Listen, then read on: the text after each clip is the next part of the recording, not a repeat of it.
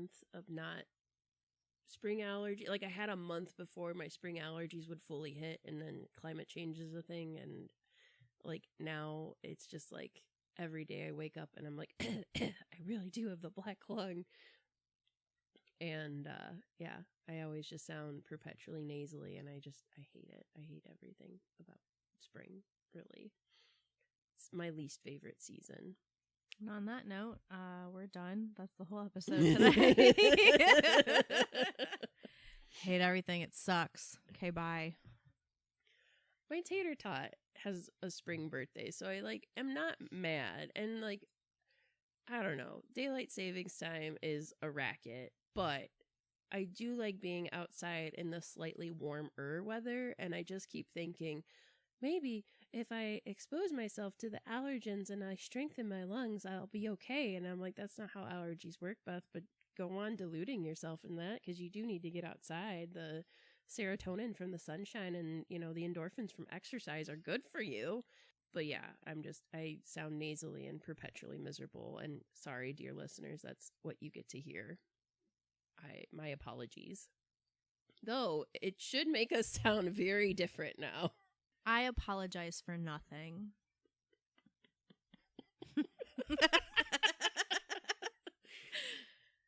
And welcome back to the Lake Erie Library. I'm taking a note from Danny's book. That's right. So I'm having a very fuck you pay me moment right now.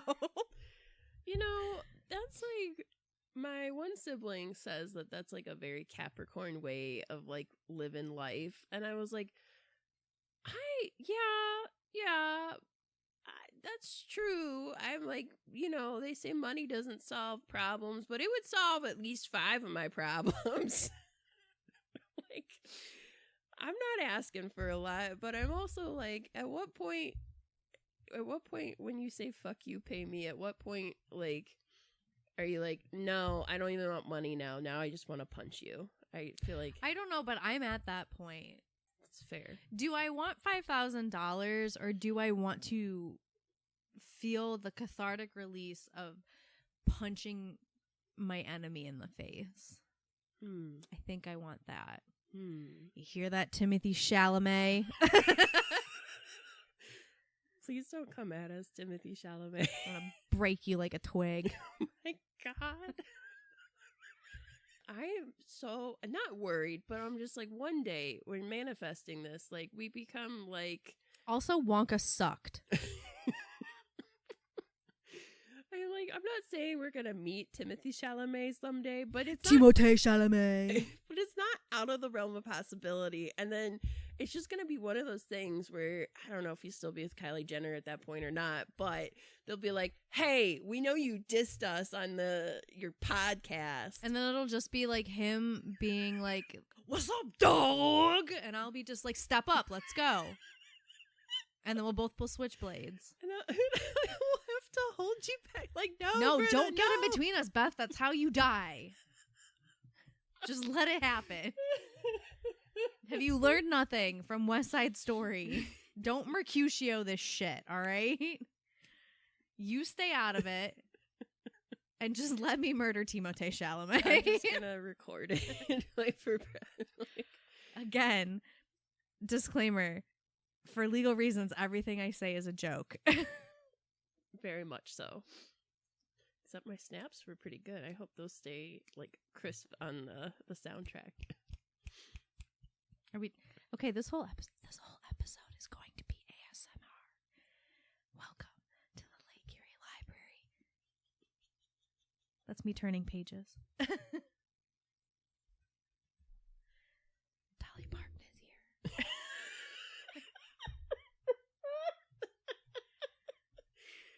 I wish Dolly Parton was here. Hold on. Let me just look that up for you on my keyboard.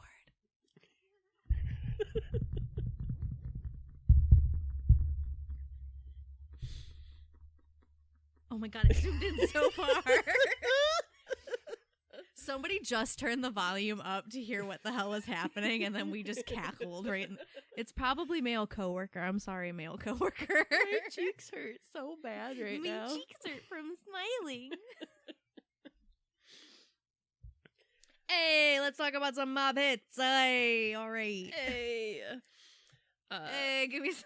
This is like not, it's not even the Italian mob. No. Hey, give me some gabagool. Oh God. My friend Jean, who is never gonna listen to this podcast, and I don't think anybody else who knows him does listen to it, but if they did, whatever. I'm talking about Gino, you know who he is. And he was telling this story yesterday about growing up. He's older, he's in his 70s, and he was talking about growing up, like, you know, in this era. And his mom sent him to the store, and she was like, ask the guy in the back where they keep the Dago bread. And he's like, Mom, I don't think I should ask Mr. Scarpati where he keeps the Dago bread. I'm just going to ask where the Italian bread is. Oh my God.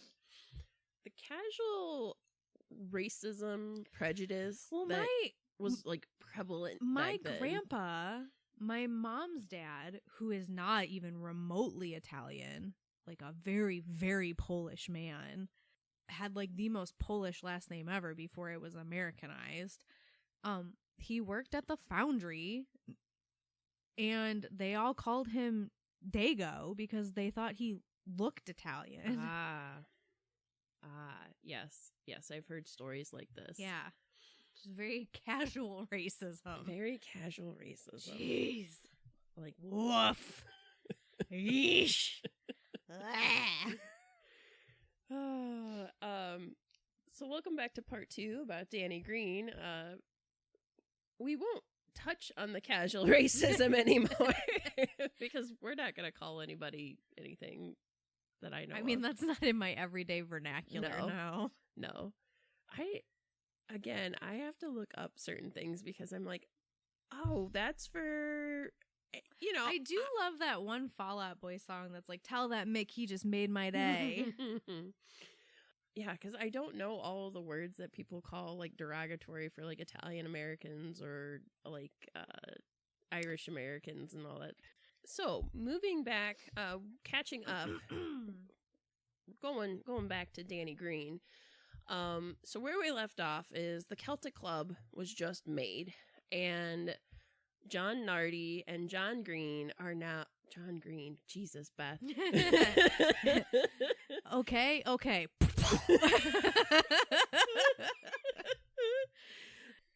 Danny Greene. Detonators all the way down.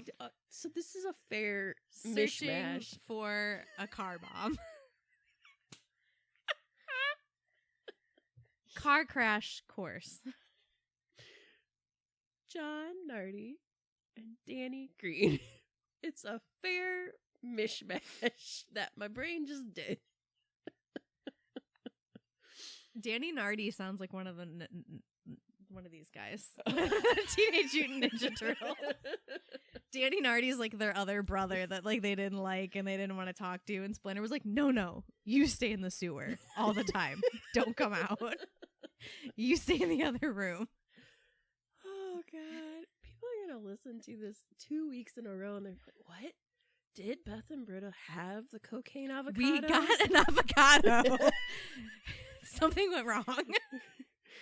What is happening? So that happens when we're gone for like almost a month when recording. We're too feral. We're too feral.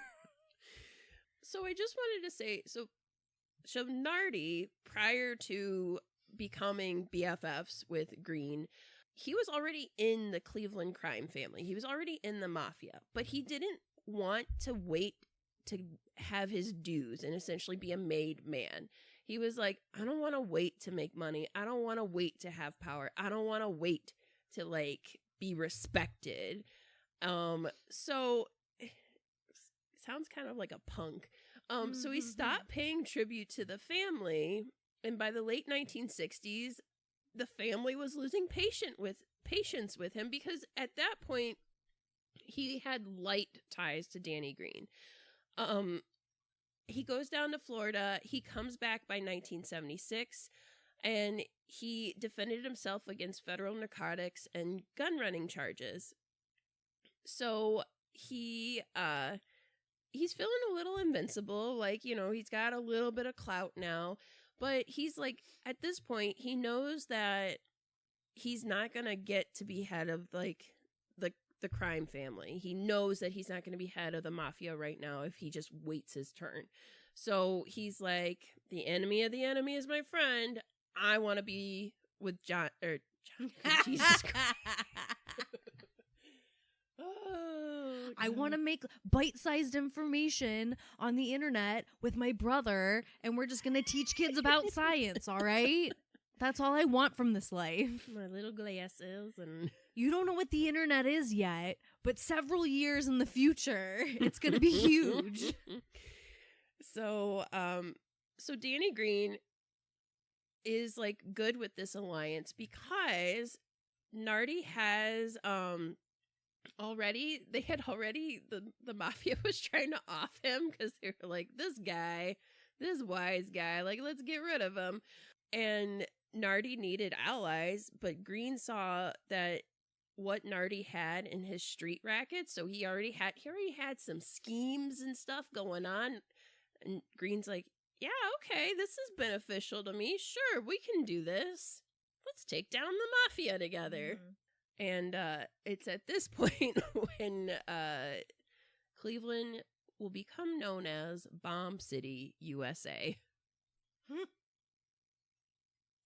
Also, can we talk about this picture I have of Danny Greene? I hate it. I was like, that, I don't know. It's like a bad angle. See, it's a weird angle. His one eye is like... Listen, some of us have eyes that don't open all the way in photos, all right? Right now, coworker Scissorhands is like, yeah, some of us have eyes, because the two of us are very self-conscious about our wonky eyeballs. I mean, It's why I take pictures like this. Like, I'm very surprised because then I know that both my eyes are fully opened. I have the propensity to have my eyes nearly shut when I smile, so...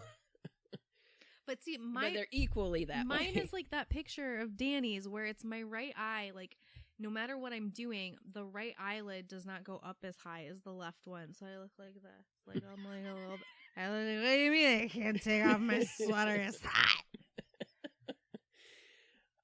This is a much better picture. I'm like, yeah, that to me is like quintessential Danny Greene. He's got the crazy sideburns. He's got the sunglasses. It's the 70s. He's got the big collar.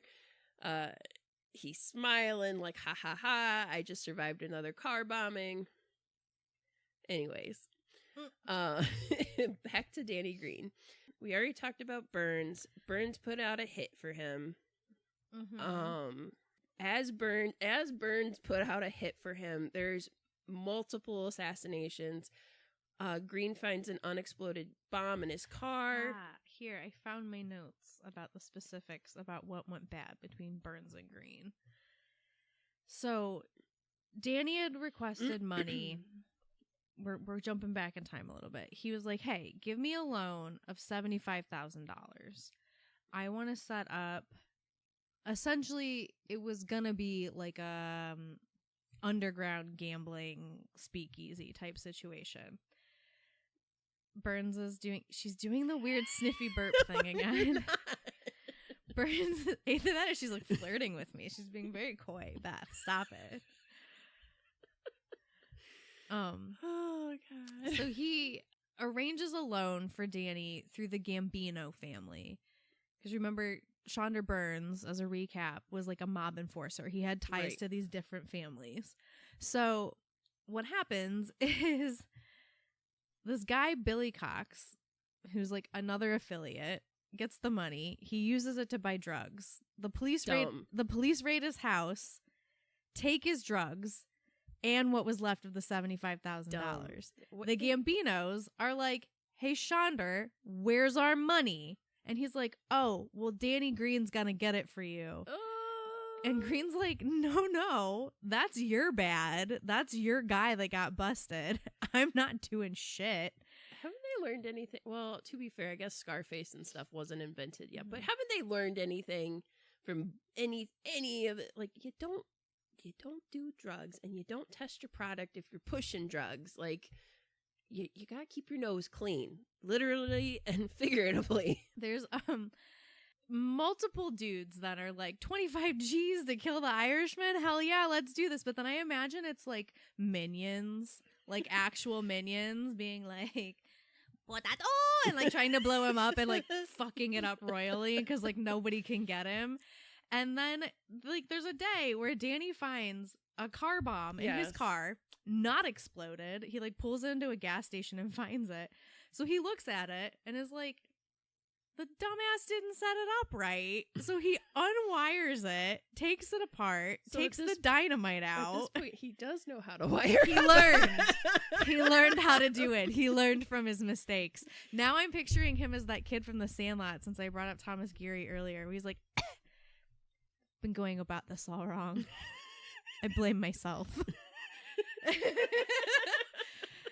So Danny's like, fuck it. And he takes it apart. He takes the dynamite out. He goes to the cops. And he's just like, here, I found this in my car. Someone tried to blow me up, but he didn't know what he was doing. And they're like, holy shit. Like, do you need witness protection? Do you need somebody to, like, stay outside your house? He's like, no, I'm going to send this back to the old bastard that sent it to me. Can you imagine being the cop that day, being like ready to fill out the paperwork and going, can I have the bomb back? I'll put it in evidence. And no, I'm keeping it. Like, how do you can't like, how do you like take that from him? I feel like at this point though, like how many turkeys has Danny given you for Thanksgiving and Christmas? Like, yeah, it's like, all right, so you don't want us to sit at your house? No, I'm gonna go blow this motherfucker up. Okay, you still want to go get drinks? I'm off in 2 hours. Yeah, I'll meet you at the normal spot. I got you, buddy. All right, Danny, drive safe. Oh God. So with Burns setting out all these hits, Danny's like, all right, I'm tired of this. Like, I want to retaliate. So on March 29th, 1975, Holy Saturday, the which eve for of you Easter, heathens is the day before Easter. Burns was blown up by a bomb containing C4. You guys know what C4 is, right? I'm sure you do. That's like the when you see them with like the clay and they stick it on stuff. It's wildly explosive. It's military grade explosive. It's like, I feel like at this point they were like, no more raid. Bug bomb the house. Yes, yes. He was blown up by this bomb in a lot behind Christie's Lounge, which is formerly Jack and Jill's West Lounge, a go-go spot at 2516 Detroit Avenue. I don't think Christie's even exists anymore. No. I think it closed down. So, I hope he got his rocks off before he got blown up. I don't know. Oh, I am mistaken. There is a Christie's Cabaret. I don't think it's the same spot, though. Yeah, hope Burns got to live a little bit before he got blown up to smithereens. It's like wild too, this description of him. He's blown several feet through the roof of his car. Oh my God. His torso landed near the passenger door. The man who walked him to his car like went through the flames and smoke to find him near the car. He was still alive, but just barely. What do you mean he was still alive? His torso was still alive? The man dragged away his upper torso. Stop. His face, arms, and chest were bloodied and blackened. His nose was broken when he landed on the street. His hair was scorched off from the heat of the blast. He'd been blown in half. His legs landed 50 feet away, and other smaller parts of him, plural, were scattered all over the place. Towards his death, the upper part of his body was convulsing violently. Oh, God. A chain link fence between Christie's and St. Malachi Church caught many of the smaller fragments of flesh and bone. And at first, people looked at them and said, hey, that looks like steaming meat off a grill. Mom, look, I found a finger. Oh, God, can you imagine if you were, like, inside, you're like, ooh, someone having a block party? What's that cooking outside? Jesus. He drove a Lincoln, and so it was demolished and smoking heavily. The state-of-the-art burglar system survived. A leather gym bag and gym shoes had been blown from the trunk. A paper bag of clothing from inside his car survived. You could Wow. still read Diamonds of Ohio, fashions for men which women love on the bag. Police said the blast was among the most powerful they had ever investigated. But it didn't kill him instantly. Yeah. Police and bomb squad members worked an entire day examining the scene. Coroner's workers spent hours collecting as many pieces of skin and bones that they could find. Oh, God. And a total of $843 in cash was found on or around his body, which the IRS claimed and put it towards the back taxes he owed. Here's your blood money, IRS. Literal blood money. All right, we're going to blame this on, Danny, but who's to say that the IRS didn't kill him? Huh? Did you ever ask that? Did you ask if the Urs blew up this guy? I have a picture of his car. Let me find it. I'm just imagining, like, having to be one of the, like, coroner workers. That's his car. Oh, God.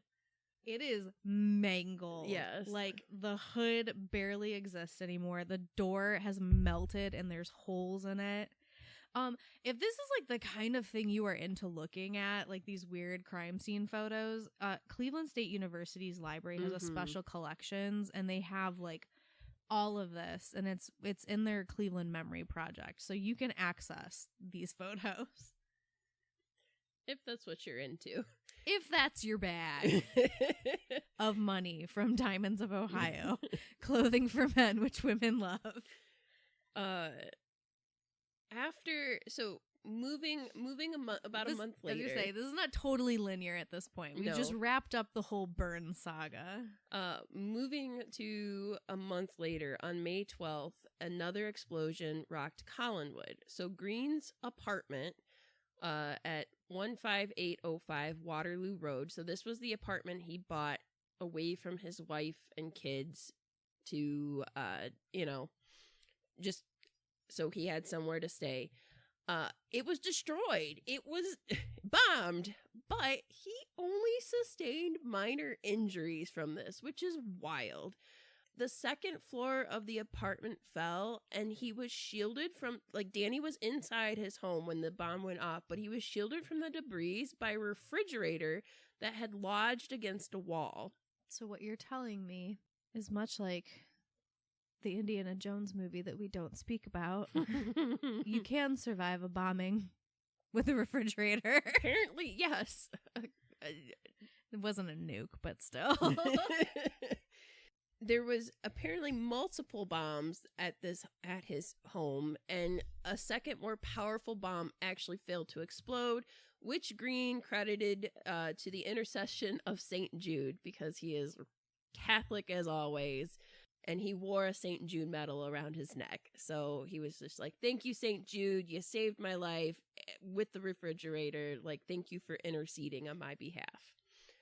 So Do you know what St. Jude is the patron saint of? I don't know. He's the patron saint of lost causes. Oh, I just know that because I used to be very Catholic. I did not know that, but I like that. Yeah. So with the Celtic Club, one of the things that Greene began running and pushing was a vending machine racket. What is it with unions and vending machines? I don't know. But the problem with this is the vending machine racket was traditionally controlled by the mafia, as well as muscled into gambling operations, which makes sense. Like, I guess that's also like a decent way of laundering money. Yes. Yeah. So I used to think that laundering money meant washing it. Oh. And I was In like, a way. why? To get like the fingerprints off of it. In a way. Wash your money anyway, unless you eat avocados with cocaine in them, because somebody probably snorted coke through it.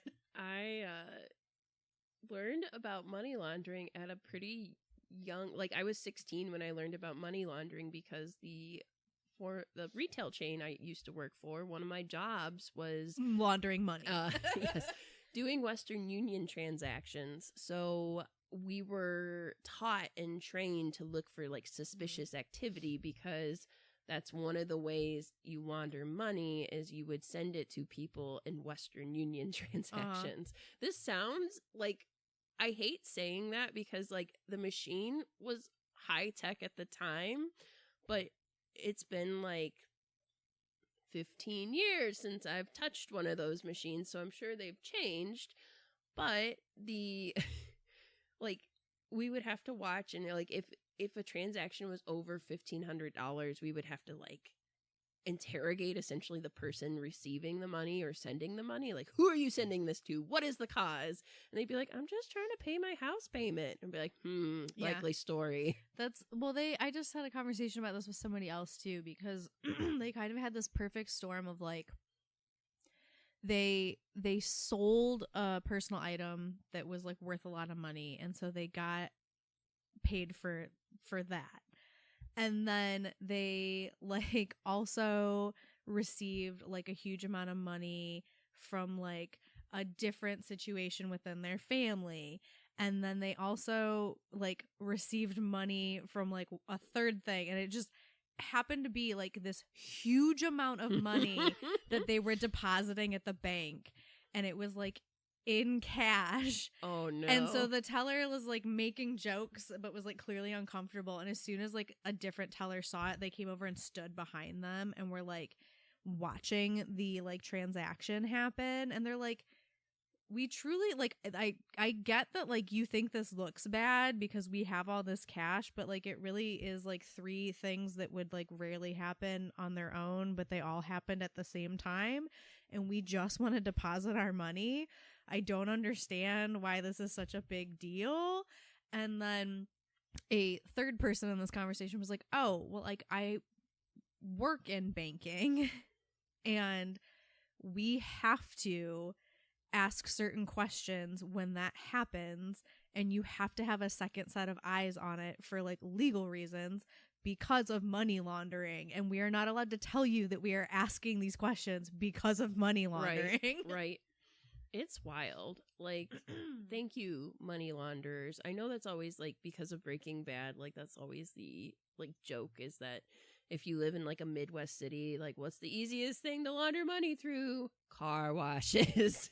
And so they're like, I've had like the opposite side of that, where when I used to give like walking tours for one of my jobs, and also when I was like a cocktail waitress, like I had an obscene amount of like singles and fives in tips.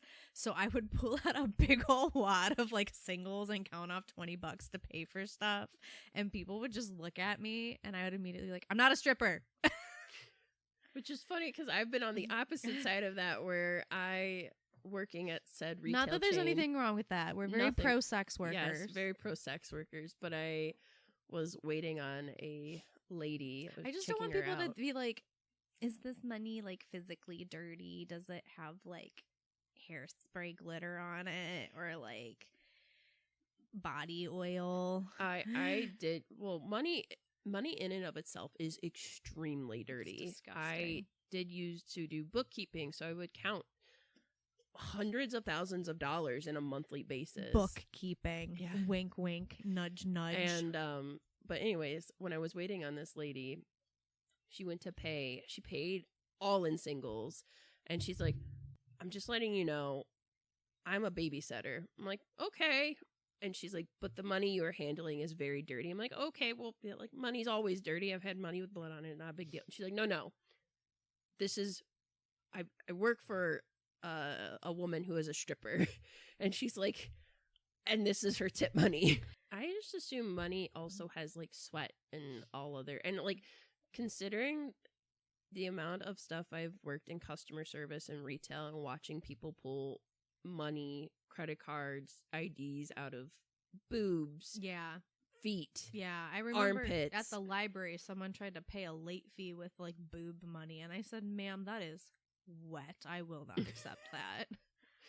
So yes, I wish money laundering was cleaning, right? Washing. But yeah. Anyways, Anyway, strip clubs, go ahead, have a good time. I Nothing don't- wrong I with don't- that. Yeah, I don't Unless mind you're it. creep, then don't go. Leave them alone. Yeah, I Leave those don't mind dancers it. alone. They don't want I- you. I just don't want to pick up money that's been on human bodies. Period. Like I forget about human bodies. Do you know how much fecal matter is on like random money? I'm sure. Don't read the statistics. It'll be like your brain amoeba again. Well, between that and then like when you get brand new money, it's like the ink is still fresh on it and it's hard to count. So then your fingers are black like when you touch newspaper and you just feel gross. But then when you count old money, you also feel gross because it's got like a sheen to it. Old money is better than new money. It's easier to count. It all spends the same. That's true. So yeah, but back to money laundering. Like Hey, oh, hey. Go run this one through the soft cycle. Yeah. The Celtic Club is running this racketeering through the vending machine racket. And this is pissing off the mafia, including the soldier Thomas the Chinaman Sanito. So Greene started taking more of the lucrative laundry contracts that Sanito wanted, and Sanito deemed the excessive fees Greene charged for the coin-operated laundry contracts extortion. So Sanito and mob soldier Joseph or Joey Luce Iboachi, might be an L, I'm not sure, murdered one of Greene's associates. I think that's an I. Iboachi? I would say like Yakabachi. Oh, yeah. Maybe that's a Yakabachi. little. Maybe I'm mixing European dialects. These two murdered one of Greene's associates. In retaliation, Greene had dynamite wired to the frame of Sanito's car, but Sanito found the bomb, removed it, disarmed it, and later destroyed it. So now we're getting to the point where this is the beginning of the mafia and mob wars of Cleveland. So it starts with Greene taking over this vending machine and building this empire. It doesn't help that he's teamed up with Nardi at this point too, teamed and up the with families, Nardi. the Italian families are like fucking done with Nardi. They're too. pissed. They're pissed. Like at they're Nardi. over his shit. Another person that became a victim was John Conti. Conti owned a vending machine company that provided slot machines to private clubs and parties while working as a route man for another one. Conti was also a close friend of Joseph Gallo. On the way to Conti's disappearance, he told his wife that he had a meeting with Greene, and that was the last time she saw him. His badly beaten corpse was discovered a few days later at a dump site in Austintown. Police thought that Conti was beaten to death in Greene's trailer, and his body was later then transported to Austintown. And they found some physical evidence, but Greene was never charged with Conti's murder. But needless to say, that would be helpful if he took Conti's business, because that would just help his empire grow. But then in 1976, mobster John Scalish died. He was he was in charge of the Cleveland family, and he left the control of Cleveland's lucrative criminal operations up for grabs. He didn't have a successor, and he also was in charge of the Teamster Union. This is nothing against the Teamsters or anything like that. I have nothing against unions, period. I'm just I had no idea that there were so many unions that were associated with criminal activities. Well, this is also why you have a lot of people who come from money families who are more conservative leaning, who go, unions, they're all scumbags, liars, and cheats. Yep. So it was said that Scalish had appointed James Licavelli as his successor, but other mobsters like Nardi challenged him for the leadership of the organization. Within weeks, Nardi's like, hey, John, you want to do a thing for me? Within weeks, Nardi had many of Licavelli's supporters killed. Did you just call him John Green again? I probably did. Within weeks, he had Danny, with his assistants, kill many of his supporters, Licavelli supporters, including Leo Lips Morcheri. The Cleveland family's enforcer, Eugene the Animal. See, that's a good one. Eugene, that's a terrible name, but the Animal, Chiasolo, was seriously injured and sidelined for several months by a car bomb. Soon after, a bomb planted in Alfred Ali Calabresi's car killed an innocent man, Frank Persero of Collinwood, who he was just moving Calabresi's Lincoln Continental before getting in his own car out of their shared he was just his neighbor. So as you were saying, like, what is the cost of these car bombs going throughout the city as we're trying to get rid of, like, essentially the mafioso underbelly, and like you're just his neighbor, like, hey buddy, can I just move your car? Right. So they never actually found Morcheri. They just found his car, and it was covered in blood. Like, they found his Mercedes Benz, but he went missing. He went missing. Yeah. Like Jimmy Hoffa went missing. Right. And then Casulo had somebody left a bomb on his front porch.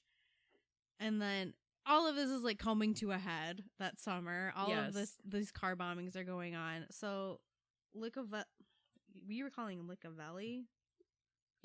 Yes. Licavoli. Oh, like ravioli.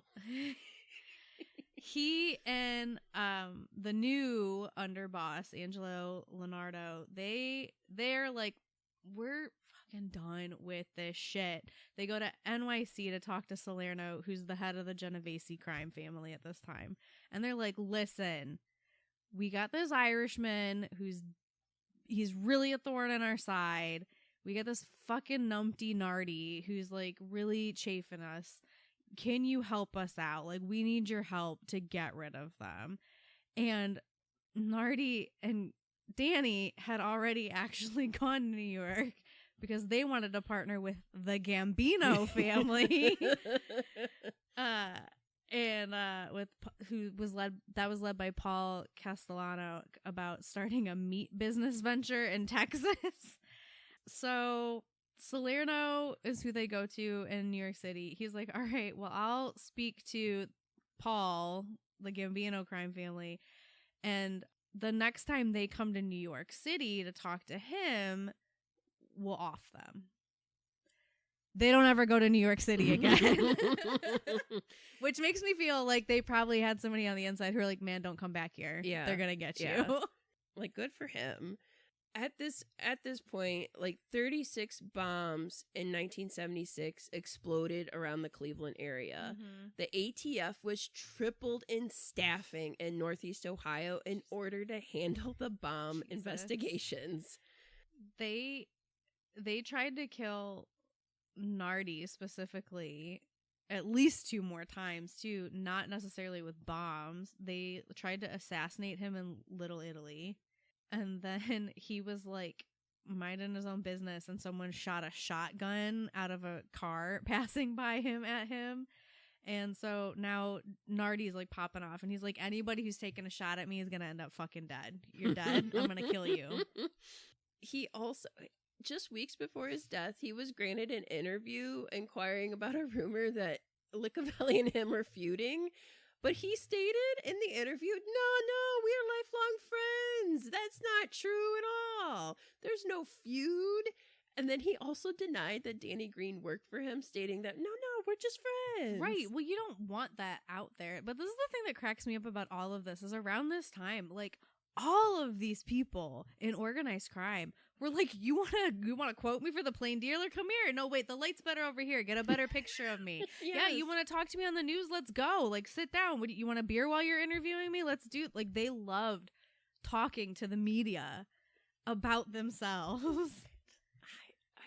This Danny Greene included. Right. This feels like, though, like, I would like to have a montage scene where we go to like a local library and look up the plain dealer and do like the with they recreated like some of the actual like interviews from like local nightly news from that time in the movie Kill the Irishman.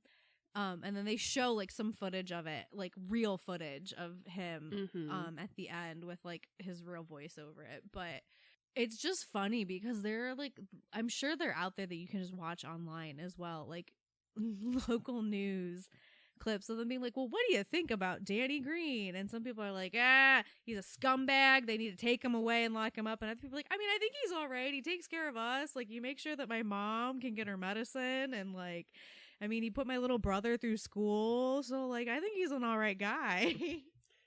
That's how they get ya.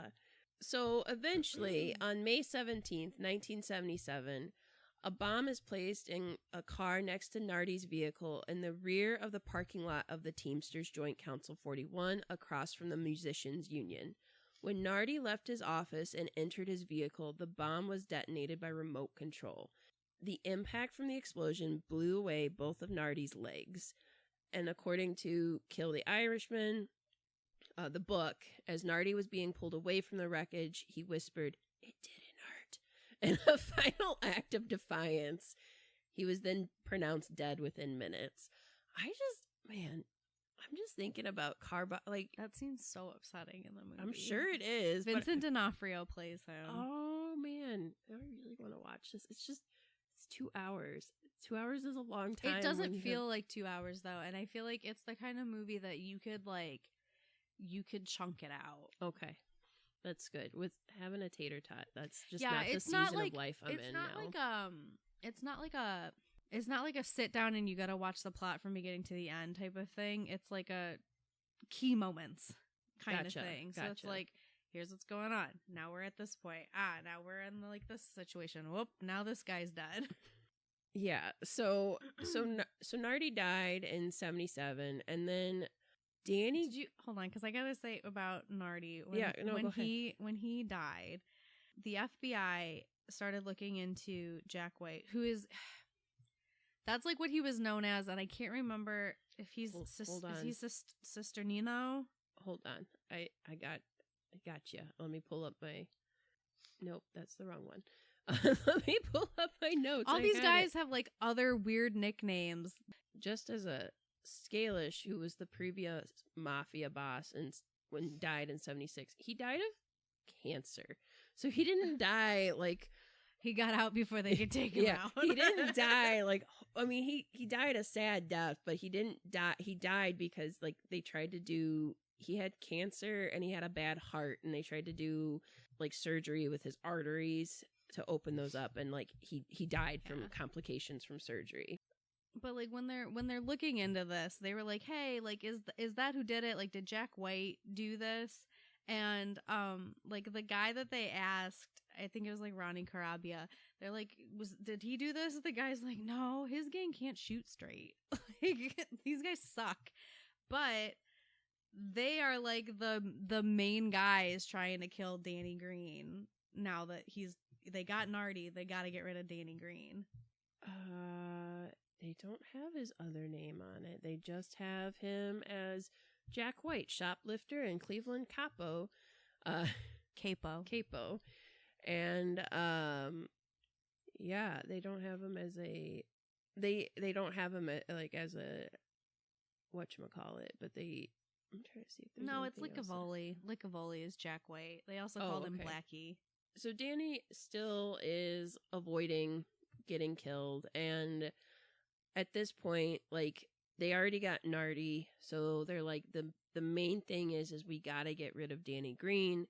He is like the one thing standing in our way from just the mafia being the primary like crime family in Cleveland. And at this point, like, maybe it is just like the times catching up with him, or maybe it is this like complex he has of like, I am a Celtic warrior, right? Because he says, like, a reporter was like, you have like 9 lives, like you've been attempted murder like so much, and he says, I'm an Irish Catholic, I believe that the guy upstairs pulls the strings, and if you're not gonna go until he says so, it just wasn't my time.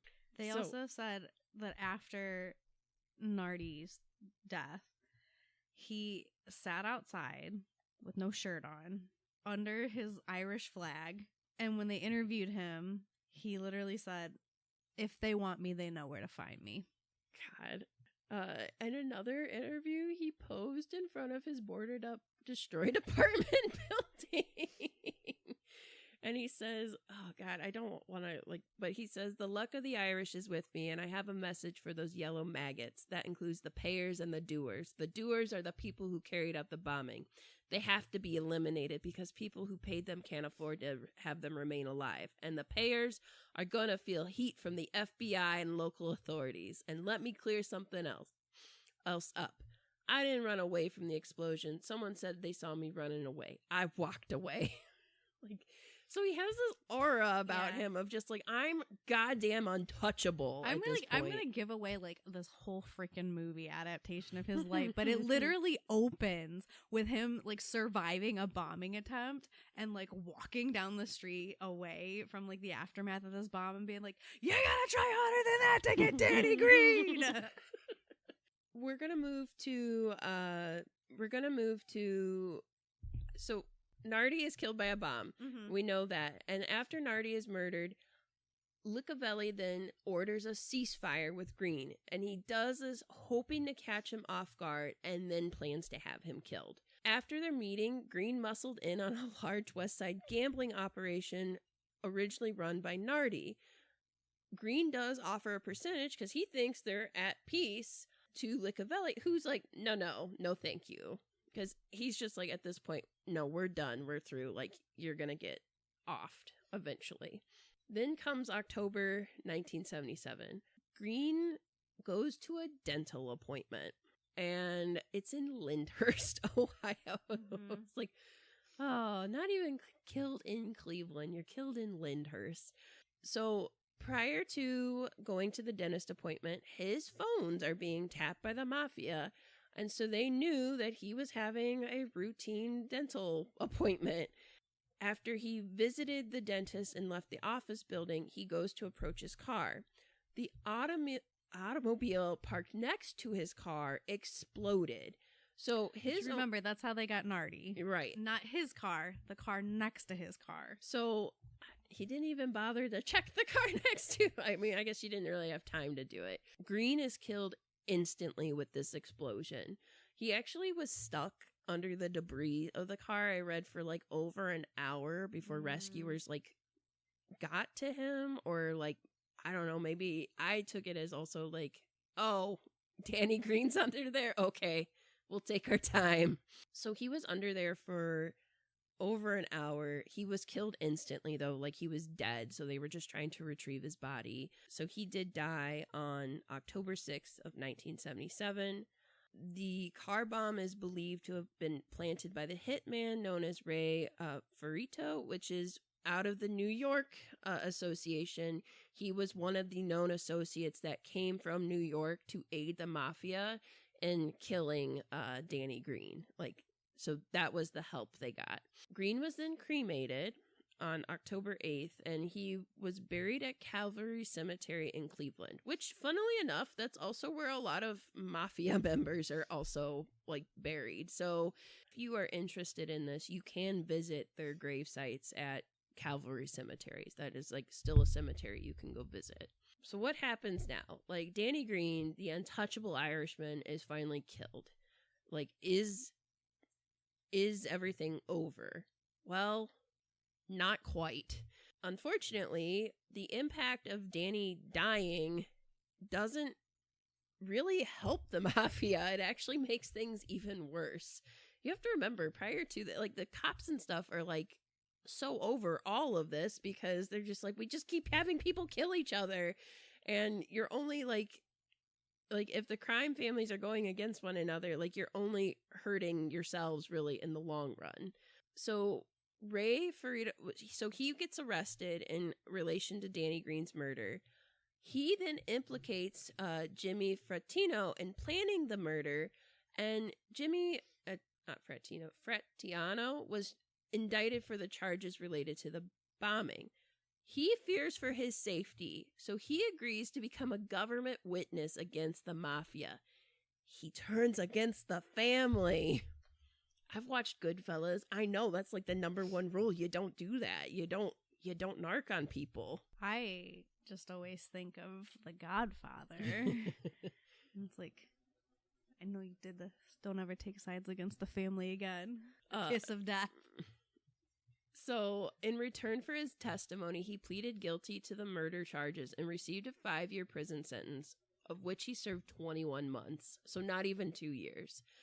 And then in 1980, after testifying for the government, which led to the racketeering convictions of 5 reputed mafia figures, he then entered witness protection.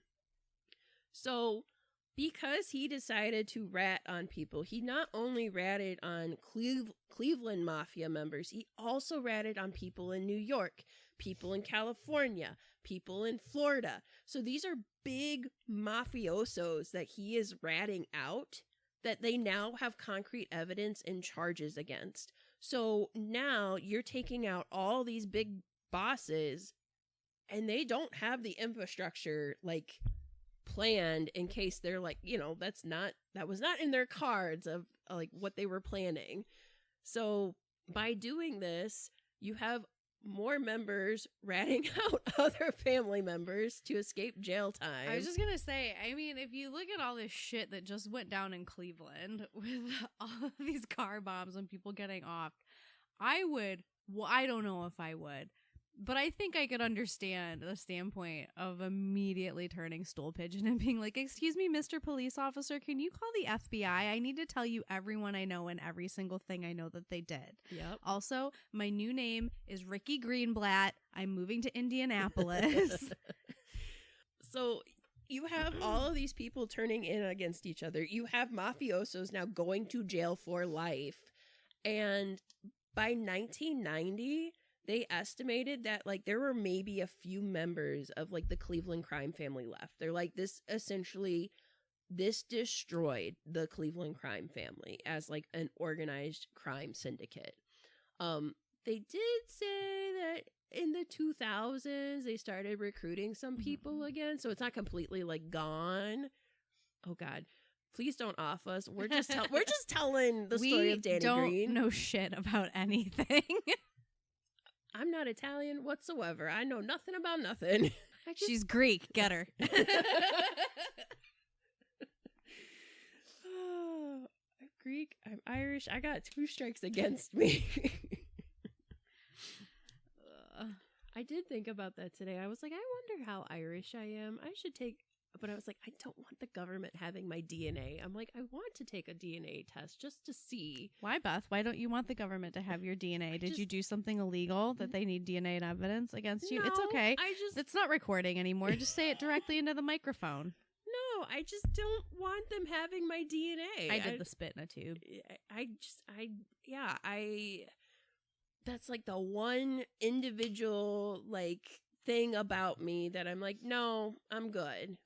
Though they probably do have my DNA because, like, I gave birth, so I don't know what they do with those medical records. I mean, I assume those are mine until otherwise. I mean, really, it doesn't matter because they for sure have your fingerprints. For sure, yes.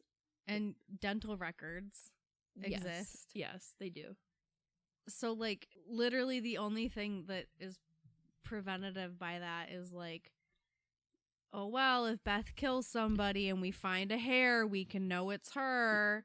That's it. Yeah. Because, like, if you're scared of, like, insurance companies being like, no, we have your DNA. You have a pre-existing condition. You can't get insurance. It doesn't matter because insurance companies are fucks anyway.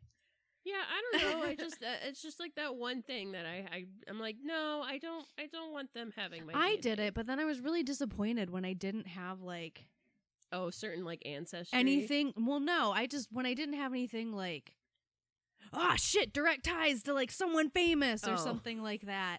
No, I did it, and it was, like, I turned out to be, like, way less genetically connected to, like, I was just like, oh, I'm, like, very Polish and I'm very Irish, and that's it. That's all we got going on for us. And then, like, I did it, and they're like, you have, like, a lot of, like Balkan area. You got a lot of like Romanian like genetics in there, and I'm like, me with this skin tone? And then it was like, you're also very Scottish. Did you know that? And I was like, huh? And like also like a lot of like Russian and like Ukrainian area DNA, which that makes more sense because like Poland, that's like the Russians were in everywhere over there. But like just looking at the maps of things, I was like, God, I'm like a mutt. And then it was like, oh, but also your Irish heritage comes from this very specific, we know exactly, like it's within these 3 cities. And I was like, oh shit, okay, well thanks. Everything else is like general DNA characteristics of these. Ireland, very specific. Just go there and knock on doors. You're probably related to everyone. Oh God. And then, well, I guess the other thing is like you're told certain things like for your family history, and then I'm like, and then I do this test, and you'll be like, it's all lies. Well, that's kind of like what it was. Is like we know my mom's like very into genealogy, and she like had all this information that she had been told by like her like mom or grandma or aunts and uncles or whatever, and then she's like, well, our family is from this city in Poland. And I'm like, Mom, that's not a city that exists. Like, that is not a real thing. She's like, no, that's what she said. That's what she always said, was that was where she was born. And I'm like, Mom, it doesn't exist. She either mispronounced it, you heard and remembered it wrong, or she lied to you. Which then makes me question even more, because we were always told, again, this is why it's not surprising that I had like Russian genetic connections, that like one of our ancestors bred horses for the Tsar of Russia. So like, I'm like, I get it. Like, we are probably illegitimate children related to Anastasia, which explains why I was freaking obsessed with the Romanovs as a child. I was like 7, and I was like, the Grand Duchess Olga looks like Doogie Howser. She does. Have you ever seen her before? She looks like Neil Patrick Harris. No, but that's hysterical. I just read something recently talking about how Anastasia was an odd choice for an animated movie for children in the 90s. And they're like, what if children like look up what it's based off of? Like, it's not true. And then somebody immediately, which I was like, thank God, they're like, first of all, in the 90s, Google wasn't a thing. Like, thank you. It wasn't. They're like, second of all, at this point, there was no DNA actual evidence of Anastasia being dead. Like, that was why the whole point of the movie was made, was because everyone assumed that there was a very strong theory that she was still alive, or that she had survived the assassination attempts. So I was just like, thank you, internet stranger. I appreciate you bringing the facts in. I was like, are you, who's saying this? Is it the younger generation person saying, like, we didn't have the internet in the 90s, guys. Like, we had Alta Vista search. There was no Google. Yahoo was like brand new, and like there were commercials for a website, and it was a whole little jingle, and it went Yahoo. It was a whole. We are gonna get sued for that. Yeah, probably. Are we? We're just promoting Yahoo. It's still around. Yahoo, I still have my email with you. Can you please invest in updating your servers? It takes so long for my emails to get to me. Please. I'm begging you, Yahoo. So, yeah, like, we didn't have those things. We did not look up stuff like that. We had a card catalog. Oh no, they're on to me. They're slowing down the service to my phone. I didn't do it. I didn't sing the jingle. So with the death of, while we're looking, with the death of Danny Greene and the implications of the mafia, the wars were over, but they also, this really did cripple like the Cleveland crime family. And by 1990, so he died in 1977. So it did not take, it took, oh God, she does look like Doogie Howser. Why? Why is that a thing? I don't know. But 7-year-old me was on to something. So yeah, with these implications, like it really did change like the legacy of like the mafia, and not just here but across the nation. Like they went underground. Like you don't hear about them like Go to the mattresses. yeah, you don't hear about them, being like affiliated with unions and stuff anymore. And you don't hear about that stuff because one, they're not talking to local news stations, and two, well, there's like a whole digital footprint that they have to like avoid now too doing crime. So like we really saw like the decay of like what if, crime. hear me out, what if this is why we can't find Kate Middleton? Maybe the British monarchy is involved in organized crime. She snitched. Pippa's ex snitched, and he got his brains blown out. Okay. They made it look like he did it. Right. She's underground. Okay. Although now I'm hearing also that no one's seen the kids since Christmas. Yeah. So the kids are probably with her. I'm thinking so. She took them and ran. Yep. She changed her name to like Nicole. She's like living in Iceland and selling like hot dogs. Oh God. They're big into hot dogs in Iceland. All right. And like she's like she just living her best. Yeah, she's like life? She is Ray Liotta at the end of Goodfellas now. Like coming out to get the newspaper. Like hello. Yeah. Hello. No. Hello, big summer blowout. That's Norway, but anyway. And the kids are like, I'm going to be the king of England one day. No, Iceland. I'm going to be the king of Iceland one day. No, we live in Iceland now. But I want to be king, Mommy. Oh, God. I want so badly the TikTok girlies to hear this theory and just run amok with it. But I also don't want Yahoo suing us. So, like, I'm at a whole crossroads. I'm like, I want to rewind it back. TikTok girlies don't tell Yahoo. Yeah. They might not. They'd be like, what? I think you're faking this whole Yahoo thing that that They're existed. like, Yahoo. What is that? Is that from like the 1900s? The late 1900s. Gross. So yes, so Danny Greene was worried about his legacy, right? Like that's the whole point of being like a Celtic warrior. Worry not, friend. Correct. And he was like he was very, I mean, it wasn't just like the whole like, oh, I'm gonna paint everything green and I'm gonna dress in green and I'm a Celtic warrior. It was like he had such a complete knowledge of like British and Celtic history and was like super well read on it, and he made sure that like all of his guys also like knew their Irish history, and like he had such a pride for this. Say this in a Gaelic. Right. Go. Céad Míle Fáilte. What is Fahavala? That's what Gene always yells. It means like get out of the way. But somebody who really liked Danny and looked up to him, a year before he died, wrote a poem about him. Aww. Titled "The Ballad of Danny Greene," which I'm going to read for you now. Dramatically.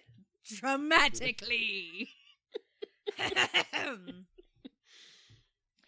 going to do an accent. I do too many accents. Don't make me sing.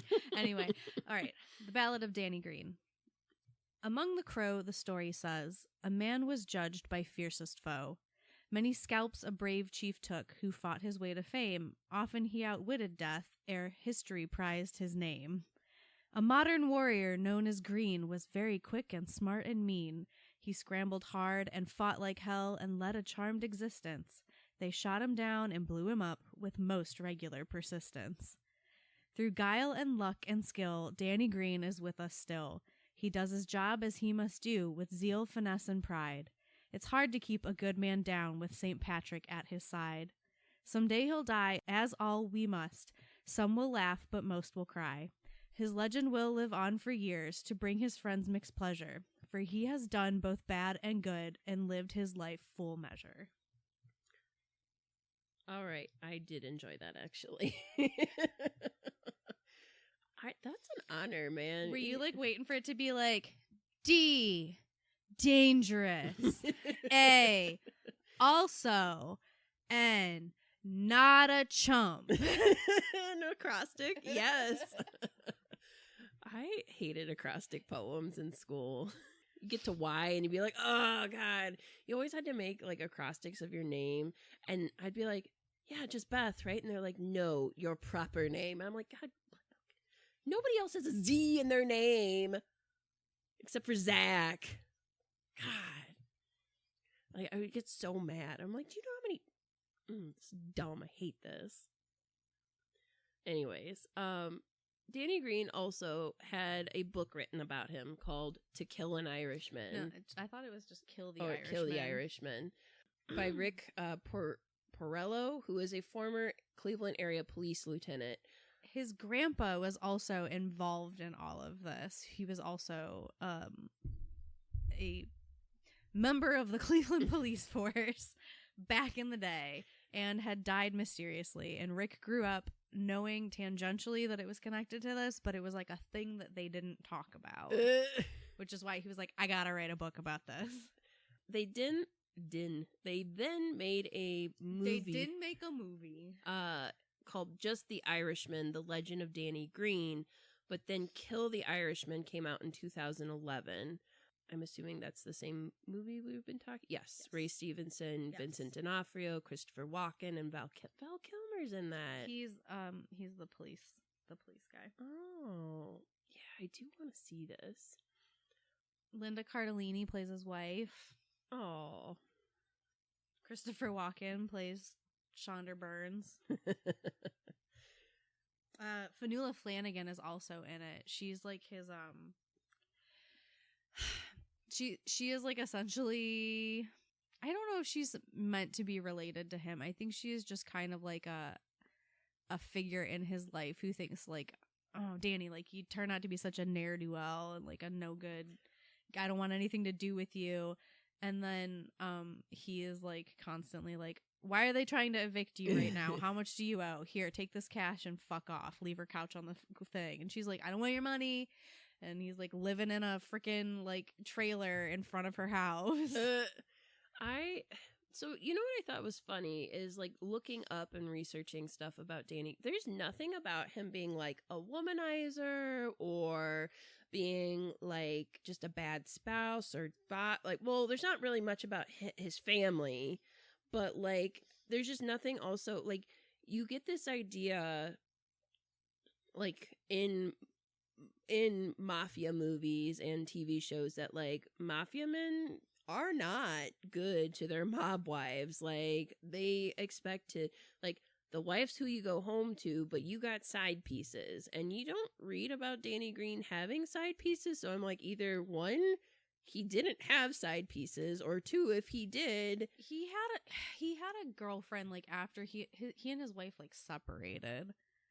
But you know what I mean? Like, yeah. It's not like you hear like, oh, he was a womanizing, terrible, blah, blah, blah. Like, so yeah. I'm just like... And I mean, again, we also don't... I mean, we don't know the whole story of that family dynamic. I know that his son has, like, tried to distance himself from that. Like, he went so far as to change his name so that he wasn't, like, affiliated with him anymore. Yeah, I don't blame him. So... You know, again, like, we don't know that internal dynamic. Like, we've been kind of, like... singing his praises a little bit this whole time, but I guess I am enamored. I'll say enamored with the idea that like this dude defied death for so long intensely and mocked it openly in the face, and he did get his comeuppance eventually, but like openly mocked death, and then did do some nice things. So it wasn't like he was a complete ne'er-do-well. Like he did do some nice, but he was doing organized crime. But I don't know, we, as you said, right, we treat underbelly organized crime differently than like white collared crime. Yeah, it is like, it's that Robin Hood thing. Like did Robin Hood steal a lot of money and also kill a lot of people? Yeah, he did, but he gave it to a lot of poor people. Right. And he took care of his guys. Right. And that is the appeal of being in the mafia, right? Is like, if you are in it, you're in it for life. Like, you're gonna be taken care of for life. My mom actually is in the mafia.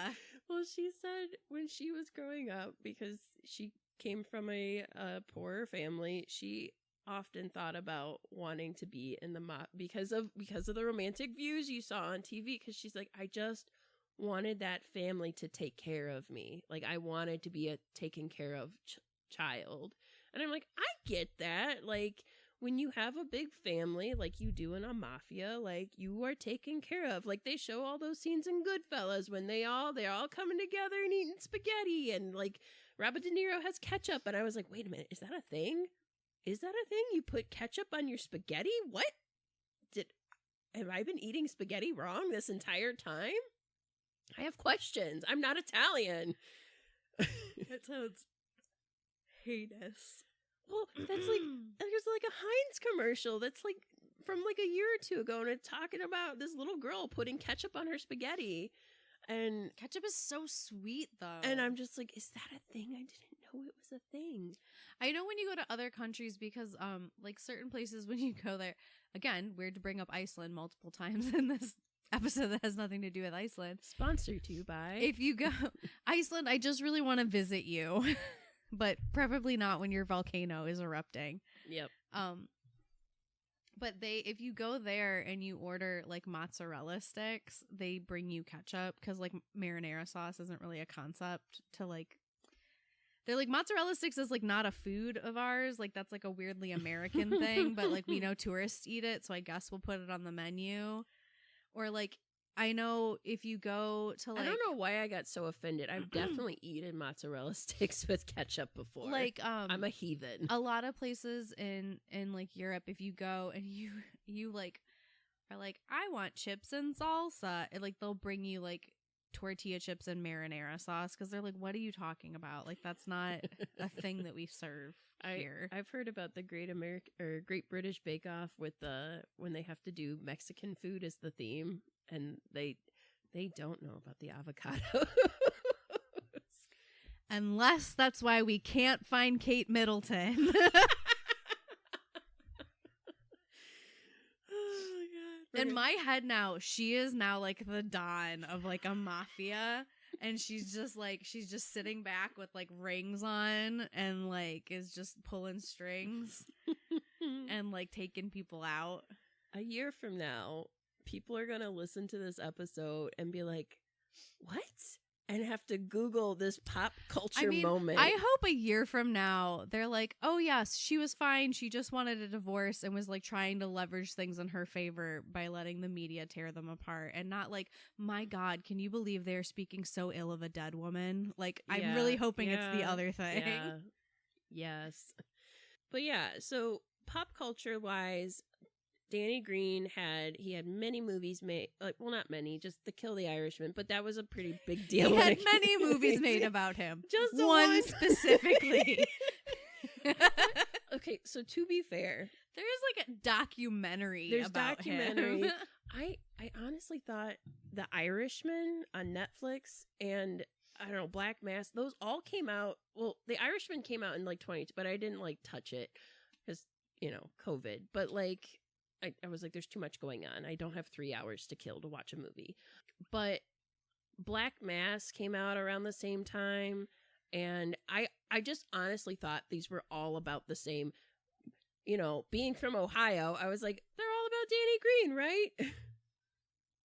What do I know? I hated The Irishman. It was too long. The end. And like weirdly de-aged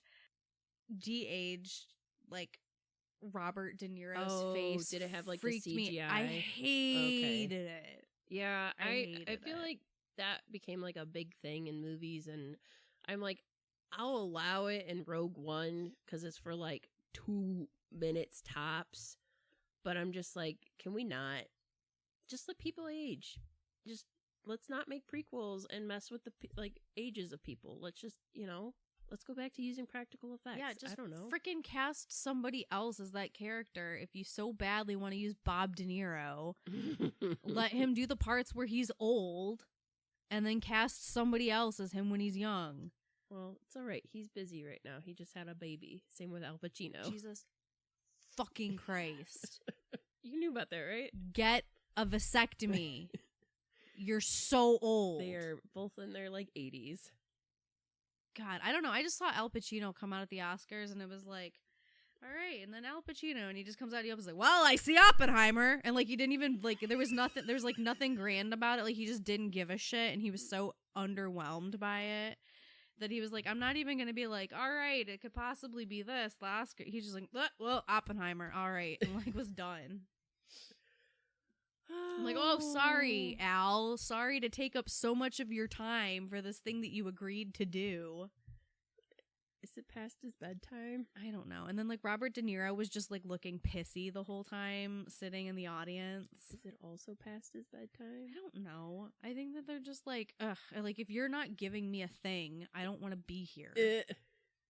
They also have squalling newborns at home. Also, sorry, Bob, that you didn't get an Oscar for the movie that is about an atrocious genocide, and they still made it about the crusty white men involved in it.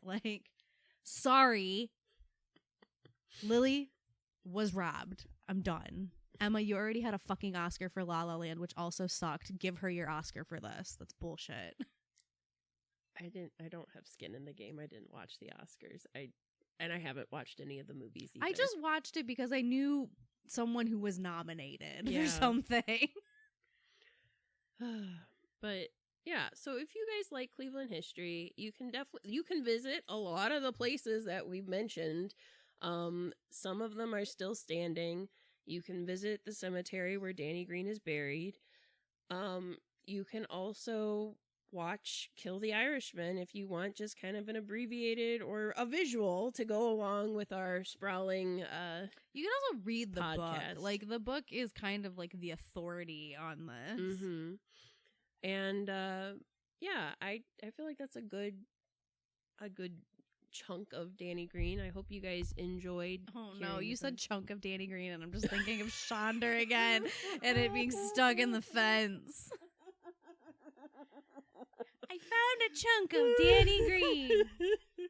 Man, so I'm just imagining dentist's office, right? You got the hygienist because they're the ones that do 90% of the work.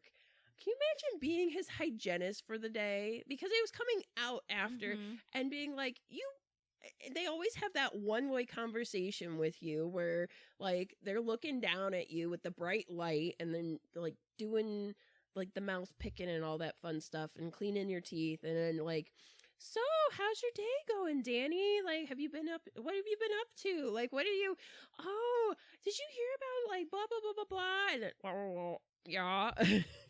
I would just all be right, rinse, please. What did I clean his teeth for?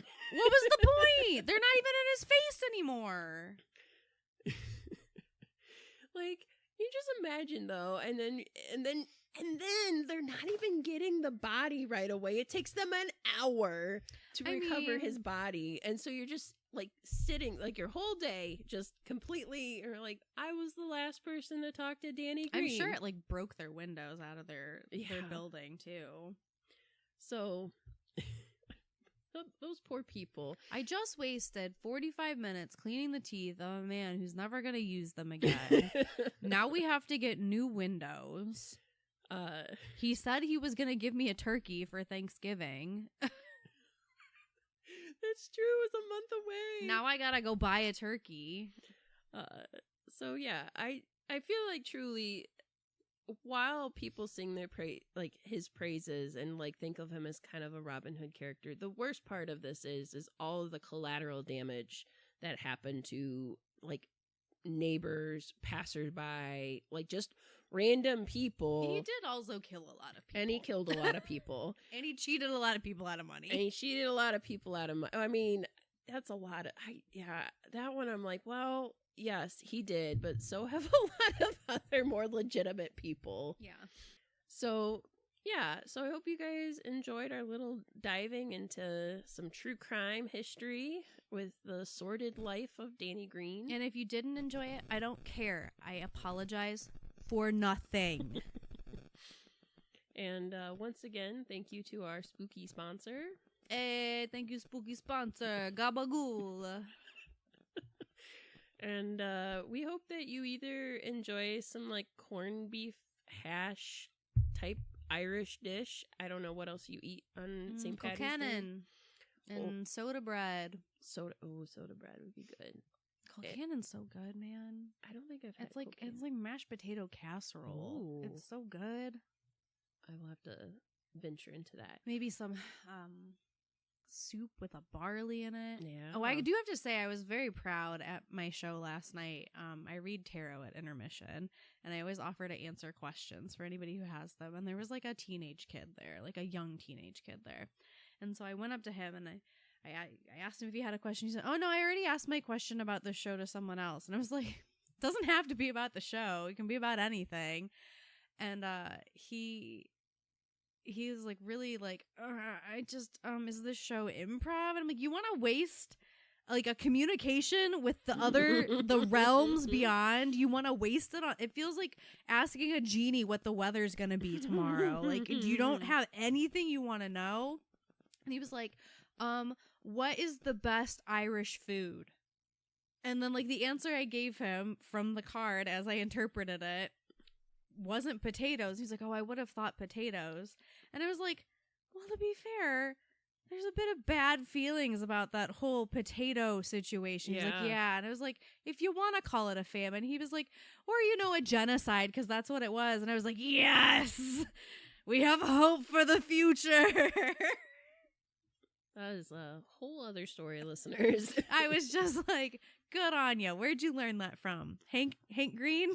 John Green on the internet? Did you get some crash course history? Oh God, John Green is gonna find this accidentally, and it's just gonna open. I hope so, and he'll be like, "Actually, my name does not have an E on the end, but thank you." I have no ties to organized crime. And Hank would be like, "I would like some." Oh God. So, anyways, we hope you enjoy that, or if you're of Italian descent, or maybe you're just not feeling Irish food, go enjoy some pasta, or Well, it doesn't matter because this is in the future. So whatever you did, I'm sure it was fine. Yes. And as always, before we actually go, I am going to Midwestern goodbye this because we have the eerie book discussion, and our book for next time. That's next episode, so a week from when you're hearing this, as a friendly reminder. Our book is Kin by Kealan Patrick Burke. So yeah, if you guys would like to join us on that, you can find it where it's available if you want to borrow it through local library, like e-reading, as well as you might be able to borrow it physically through your local library, or you could find it, I'm sure, on some book retailers. So shop local or indie instead of Amazon. But if you're like, I really want it and I know I'm gonna like it because I'm a horror reader, I guess you can shop at Amazon. Yeah, you can get it on Kindle. They have it on Audible. If you have imagine money and you have a Audible subscription and you're like, I don't know what to use my credit on, you could use it on that. It's on there. That's rough. It is a lot of very graphic description. So yeah, I am reading it. I'm almost done with it, and I can't imagine listening to it. That is a different type of horror, viscerally, when you have to hear it instead of read it. Anyways, we're going to be discussing that. So if you'd like to join us, feel free. We're giving you the heads up.